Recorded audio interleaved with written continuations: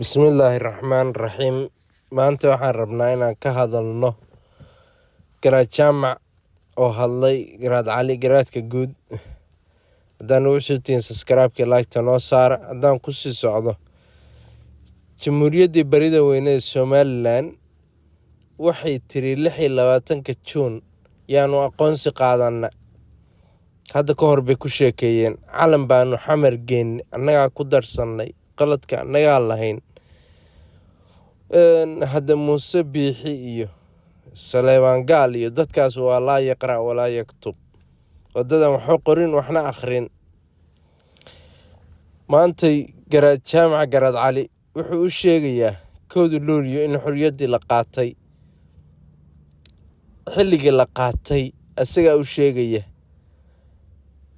dadkan Somaliland joogan waxba la socon iyo dadkan ay madaxweyne dadkan ay leeyihiin annaga ayda maamulno ay beenta ku akhrinayaan maanta casharkan garaad jaamac garaad cali casharkan uu akhrinayo dhageysta Muuse Biixi nin wax yaqaana iyo nin wax akhrin kara midna ma aha bal garaad jaamac garaad cali hadalkiisa ila dhageysta wacan dadka qaar baale annagana lama gumaysan rarkiisa raaha u magac bixiyaan rarkiisa raayleen in la raraa waa la og yahay iyaga u magac bixin doona in sida bini aadamku isku maancaayo oo aqlig liita la isugu sheekeeyo waa nasiib daro in dad badani ay rumaystaanna waa nasiib daro calanka laga taagay Hargeysa iyo laascaanood waxaan u malaynayaa halkan waxaa DC ka ahaa oday Faarax baa joogay garaade markaa joogay garaad jaamac iyo garaad maxamed baa joogay calanka buluuga baa laga taagay calanka buluuga 1954 baa laga taagay xamar calankaas maalintaana laga taagay dawlad wax la yiraahdo oo 26 Juun iyo qaatay ma jirtee boroseeska la marayay bay ahayd waxa la yiri tagta been laga sheegaa timaado wacan ma dhasho dad baa ilaa hadda dayeysan oo meelay aadaan garan la taariikh xun oo loo sheegay baana keentay inagu hal xurriyad baynu naqaanaa waa 1 July ama 1 Luulyo maalin kale oo xurriyad Soomaaliya ay qaadatay ma jirto markii halkan lagu qabtay shirweynihii Khaatumo lagu sameeyay USB oo ay ku midoobeen dhulbahante warsangeli gadubiirsay iyo ciise USB markii halkan lagu sameeyay waxay soo dhaweysay inay meesha ka saarto 10 sanadood baanu dawlad idin gaarsiinaynaayo Ingiriisku uu ku dacwoonayay 26 Juun maalin xurriyad la qaatay maaha 26 Juun dadkii Soomaaliyeed ee Ingiriisku gumaysan jiray yaa waxaa loo ogolaaday inay ka mid noqdaan Soomaalida Jamhuuriyadda Soomaaliya 1 July qaadanaysa maalin xurriyadeed iyo cid xorowday ma jirto aan ku yara noqdo halkaa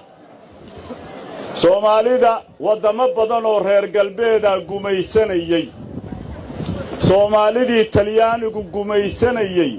way inaga raad dhaqaajin horeeyeen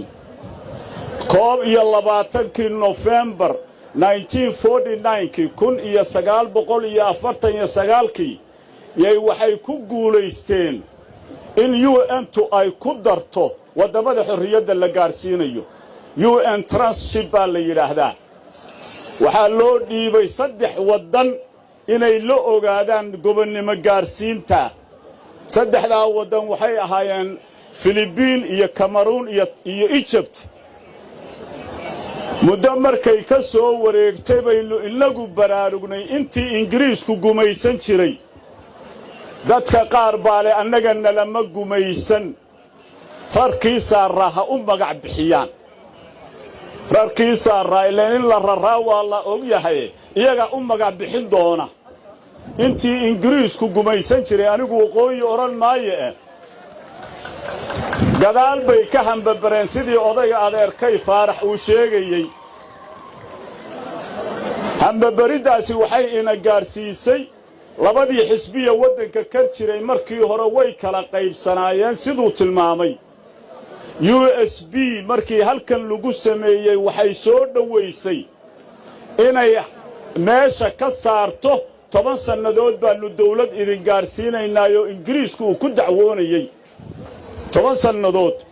yaanu dawlad idin gaarsiinaynaa waxaa meesha ka saaray markii halkan lagu qabtay shirweynihii khaatumo ee lagu sameeyey USB oo ay ku midoobeen dhulbahante warsangeli gadubiirsay iyo ciise dheeliga kaasaa sameeyey kadibna barnaamijkaasi wuxuu keenay in la yidhaahdo waxaanu gobonnimada la qaadanaynaa 1 Julaay Soomaalidii uu gumaysanayay Talyaanigu 26 Juun yaa dawladda Ingiriiska waxay inagu wareejisay UN Transhipkii jiray ee ilaahay hadduu kuu roon yahay ka dhisnaa xamar calankanaad arkaysaan ee buluugga abaa laga taagay magaalada Hargeysa ilaa magaalada Laascaanood iyadoo fiidiyow ah buu jiraa dawladnimada dhalatay calankay lahayd iyo meeshay ka jirtay in sidaa bini'aadamku isku maancaayo oo caqlig liita la isugu sheekeeya waa nasiib darro in dad badani ay rumaystaanna waa nasiib darro calanka laga taagay Hargeysa iyo Laascaanood waxaan u malaynayaa halkan waxaa DC ka ahaa oday Faarax baa joogay intii Ingiriisku uusan wali tagin Axmed Jaamac Tingeli labadii garaad ee markaa joogay garaad Jaamac iyo garaad Maxamed baa joogay calanka buluugga abaa laga taagay calanka buluugga ah 1954 baa laga taagay xamar 1954 yaa laga taagay calankaasaa maalintaana laga taagay dawlad wax la yidhaahdo oo 26 Juun iyo qaatay ma jirtee boroseeskaa la marayay bay ahayd inagu hal xorriyad baynu naqaanaa waa 1 Julaay ama 1 Luulyo maalin kale oo xorriyad Soomaaliya ay qaadatay ma jirto waxaa la yidhi tagta been laga sheegaa timaado wacan ma dhasho dad baa ilaa iyo hadda dayaysan oo meelay aadaan garan la taariikh xun oo loo sheegay baana keentay inagu taa ma qabno ilaahay hadduu kuu roon yahay taariikh la qariyaa jirta waxba caawayaanan taa ku faradayn wax waqooyi Soomaal micnahaygu waxa weeye iyo ujeedadan u jeedaa waqooyi Soomaaliya cid gaar oo la isku yiraahdaa ma jirto annaguna kama midnihin miyaynu cid la wadaagnaa waqooyiga Soomaaliyeed Soomaali baynu nahay Soomaalinimadaasaynu toos u galnaa ciddii aynu wax isku darsanayna ee gaashaanbuur noqonayno hadday walaalaheen yihiin iyo hadday cid kale yihiinba innagaa ka tashanayna ee calaamad gaara oo inagu taallaa ma jirto alxamdulilaahi rabbilcaalamiin caawa meel kale masiirkeenna lagama go'aaminayo haddii aan idhi dawladaad idinku leedihiin xera u dhalana wiilasha hoggaaminaya idinka dhasheen caawa waad haysataan ha lagu fara adaygo aynu ku fara adaygno aynu tamarayno aynu ilaahay hadduu kuu roon yahay taageero aynu tisno insha allahu tabaaraka wa tacaala ilaahay haynoo daayo ilaahay haynoo barakeeyo ilaahay kuwa ugu wacan maamulada jira allaha ka yeelo ummadda Soomaaliyeed dhibkan ay ku jirto allaha ka saaro insha allahu tacaala qarannimadii iyo walaaltinimadii iyo walada dhalashadii Soomaali ay lahayd ee qofku koone isagoo dhaqaale haysan uu soconayay allaha soo cesho nabadgelyo ku dhex marayay sooriyadiisa ay bannaanka taallay uusan cidna uga baqayn ilaahay mooyaane allah inoo soo cesho walaaltinimadii iyo wada dhalashadii Soomaaliyeed allah inoo soo cesho hambalyo ummadda Soomaaliyeedna midnimada iyo walaaltinimada iyo wada dhalashada ay haysato allah u siyaadiyo اللهم صل على سيدنا محمد صلوات الله وسلامه عليه. waxay la tahay inaad fahanteen garaad jaamac garaad cali taariikhda muuse biixi iyo ay idiin akhrinayaan reer somalilandow calan aad qaadeen ma jirto, cid aqoonsi gaara idin siisay ma jirto. soomaaliya ku dabafeelaa laydin yidhi, soomaaliyaad ka mid tihiin. wuxuu kaloo garaadka uu sheegay wax waqooyi laysku dhaho inaysan jirin, ee ayagoo khaatumo ah ee soomaalidooda wax la qaybsanayaan. somalilan wax la yidhaahdo oo dhul xaduudeennu waxaad tidhaahdeen waa yoocada. yoocadda haddaa adigu leedahay muuse bixiyo yoocada soo gaar, nin baa jooga xiniyalehe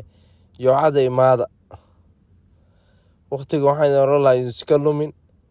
yuusan ka lumin wakhtiga. dhulkiina nabdaysta. reer owdalka aad baddiisa muuse bixiyo aad gedanaysaana ciise iyo reer owdal waxaa dhulkaas degaa godobiirsay. dhulka aad gadanaysaana baddaas iyo adduunka aad gadanaysaana idinkuma lihidin. dee owdal state baa halkaa ka soo baxaysa dowlad gaar oo la dhaho. marka waxaan idin oran lahaa muuse biixi iyo inta maskaxda ka wareersan, waxaan idin oran lahaa dhulkiina haydin deeqo. beesha dhexaatiina dhulkiina dowladdiina gaarka intaa qashinka magaalada ka gurtaan oo iska soo daadisaan oo daasida caana booraha anshaha ku karsanaysaan. adduunka wax weligay ma arag koonfur tegey oo meel walba tegey meel daasad caana boorashaha lagu karsanayo. caasimadda hargeysaan arkay. soomaali baan necabnahay intaad leedihiin baaba idinkii baa dadka ka harayba. hore u socda dhulkiina isdeeqsiiya. owdal state baa dhalan doonta. halkaana khaatumo way dhalatay. dadkiina nabad kula noolaada. muuse biixi intaasaan idin oran lahaa, iyo inta taageersan ee aan waxba garanaynin iyo intay madaxa ka wareeriyeenba. barnaamijka halkaasaan u baxaya daawashadiina ku mahadsantiin. wassalaamu calaykum waraxmatullaahi wabarakaatuhu.